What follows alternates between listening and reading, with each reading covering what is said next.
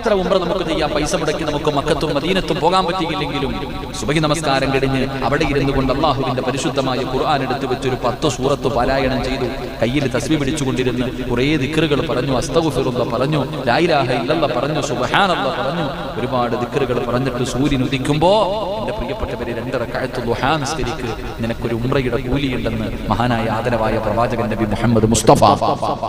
നമുക്കപ്പോൾ ഉംറ ചെയ്ത പ്രതിഫലം നേടാൻ കഴിയും. ഇൻഷാ അല്ലാഹ് പറ്റുന്നവരൊക്കെ നേട്. അള്ളാഹു നമുക്ക് ഭാഗ്യം നൽകുമാറാകട്ടെ. അള്ളാഹു നമുക്ക് ഭാഗ്യം നൽകുമാറാകട്ടെ. ഇപ്പൊ ഞാൻ പറഞ്ഞു വന്നത്, എന്റെ പ്രിയപ്പെട്ട സഹോദരങ്ങളെ, നമുക്ക് ഒരുപാട് പ്രതിഫലങ്ങൾ നേടിയെടുക്കുവാൻ ഇതുപോലെയുള്ള വഴികൾ അള്ളാഹുവിന്റെ പ്രവാചകൻ സ്വല്ലല്ലാഹു അലൈഹി വസല്ലമ തങ്ങൾ നമുക്ക് പഠിപ്പിച്ചു തന്നിട്ടുണ്ട്. അപ്പൊ നാം അതൊക്കെ ചെയ്തുകൊണ്ട് ആ സൽക്കർമ്മങ്ങൾ മുഴുവനും നേടി പ്രതിഫലങ്ങൾ നേടി അള്ളാഹു ഇഷ്ടപ്പെട്ടവരുടെ കൂട്ടത്തിൽ പെടുവാനുള്ള പരിശ്രമങ്ങളാണ് നാം നടത്തേണ്ടത്.